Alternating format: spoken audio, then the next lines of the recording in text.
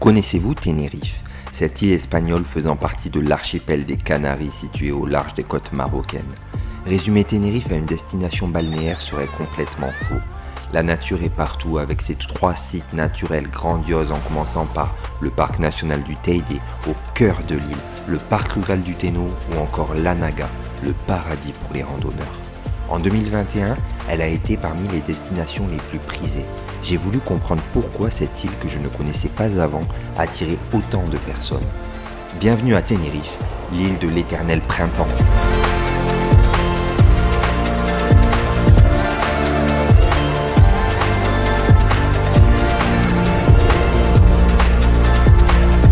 Situé au nord-est de Tenerife, le parc rural de l'Anaga n'est pas encore très connu, c'est pourquoi nous y sommes allés aujourd'hui.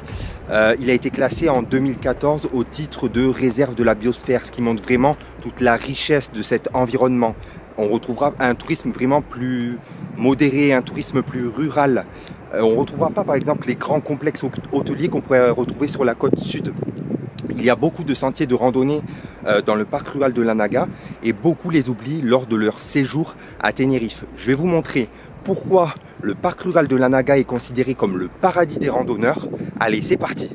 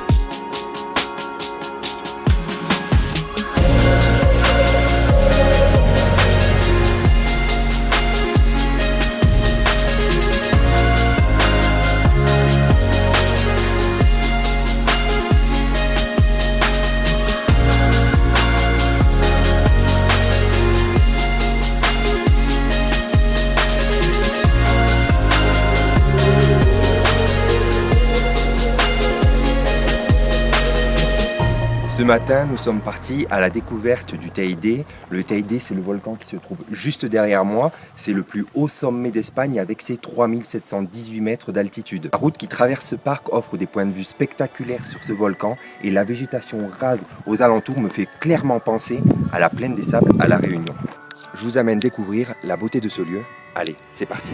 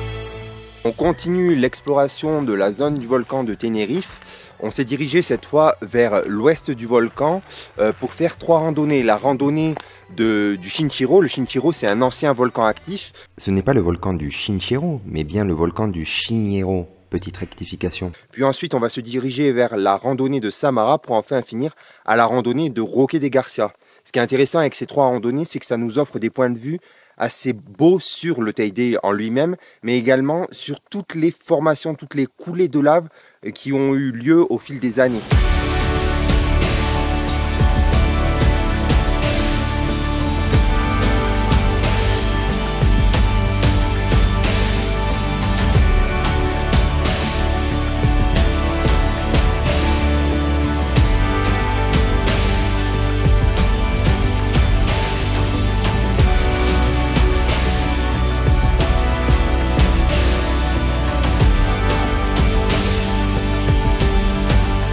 Comme prévu, nous avons continué avec la randonnée de Samara, que je conseille pour tous les amoureux de la nature.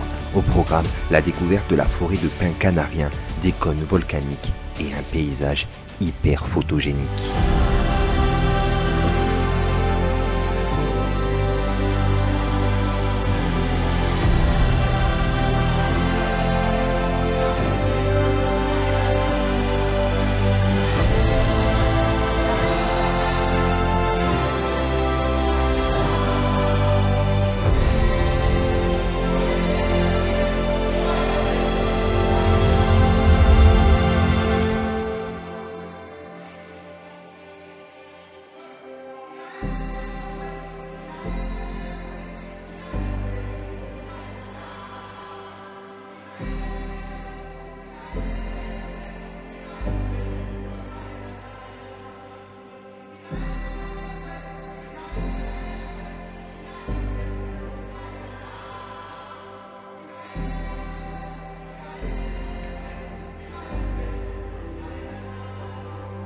Direction le parc rural du Thénault, situé au nord-ouest.